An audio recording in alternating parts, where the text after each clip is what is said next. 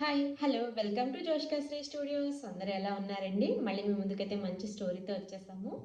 ఇది వచ్చేసి మనం కొన్ని విషయాలకి అనవసరంగా భయపడుతూ ఉంటాం అనమాట.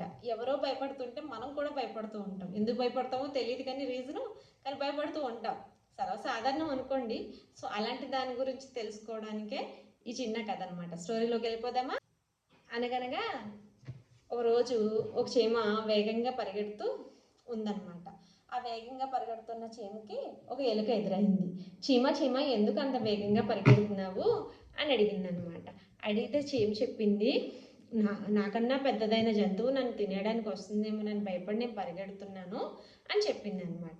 అది విని ఎలకేమనుకుంది అంటే మనసులో, అవునా అయితే దానికన్నా పెద్ద జంతువు తినేయడానికి వస్తుంది అంటే నన్ను కూడా తినేస్తుందేమో, అయితే నేను కూడా నీతో పరిగెడతాను అని చెప్పి చీమ ఎలుక రెండు పరిగెడుతూ ఉంటాయి అన్నమాట. అలా చాలా దూరం పరిగెత్తగానే వాటికి ఒక ర్యాబిట్ కనిపిస్తుంది, కుందేలు కనిపిస్తుంది అనమాట. కుందేలు అడుగుతుంది, ఆగండి ఆగండి, ఎక్కడికి పరిగెడుతున్నారు, ఎందుకు పరిగెడుతున్నారు అని అడుగుతుంది అనమాట. అంటే ఇది చెప్తుంది అనమాట, ఎలుకన చీమ చెప్తాయి అనమాట. మాకన్నా పెద్ద జంతువు పరిగెట్టుకుంటూ వస్తుంది, మమ్మల్ని తినేస్తుందేమోనని భయం వేస్తుంది, అందుకే మేము పరిగెడుతున్నాము అని అనుకుంటుంది అనమాట. ఈ కుందేలు ఏమనుకుంటుందంటే, ఎలకన్నా పెద్ద జంతువు వస్తుంది, తనను తినేయడానికి వస్తుందంటే అది నాకన్నా పెద్ద అయి ఉండొచ్చేమో, నన్ను కూడా తినేస్తుందేమో అని భయపడి మనసులో, సరే నేను కూడా మీతో పరిగెడతాను, నాకు భయంగా ఉందని చెప్పి పరిగెడుతూ ఉంటుందన్నమాట. తర్వాత వచ్చేసి అలా పరిగెట్టగా ఇంకొంచెం దూరం వెళ్ళగా ఆ ముగ్గురు పరిగెడుతుంటే చూసి జింక అడుగుతుంది అనమాట, ఎందుకు ఆగండి ఆగండి, ఎందుకు పరిగెడుతున్నారు మీరు అని అడుగుతుంది అనమాట.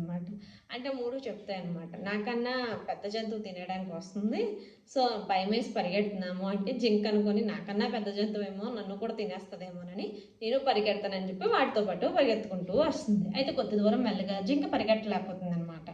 సరే అని ఆగిపోయి, నా వల్ల కావట్లేదు, నేను ఇంకా పరిగెట్టలేను, ఎందుకు ఏ జంతువుని చూసి భయపడుతున్నారు మీరు అని అడుగుతుంది అనమాట.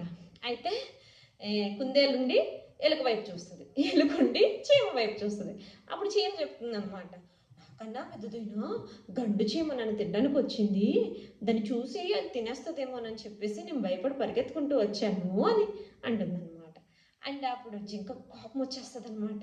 వచ్చేసి, గండు చీమ నన్నేం చేస్తుంది, నేనెందుకు భయపడుతున్నాను అని చెప్పి అంటుంది అనమాట. ఎందుకు అలా చెప్పారు అంటే, అప్పుడు ఎలుకన కుందేలు అనుకుంటా, అవును ఎందుకు అలా చెప్పావు అని అడుగుతారనమాట చీమని.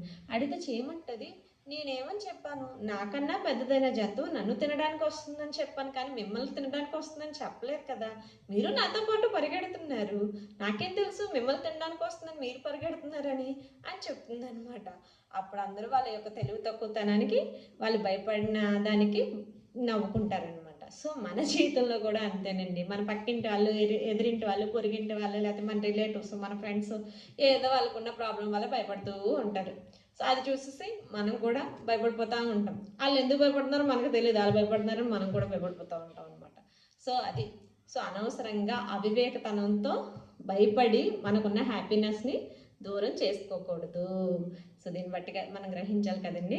సో వీడియో నచ్చినట్టయితే, కంటెంట్ నచ్చినట్టయితే వీడియోని లైక్ చేయండి, షేర్ చేయండి, కొత్తగా చూస్తున్న వాళ్ళు సబ్స్క్రైబ్ చేయండి. మళ్ళీ కొత్త స్టోరీస్తో కలుసుకుందాం. Until then bye bye, thank you all.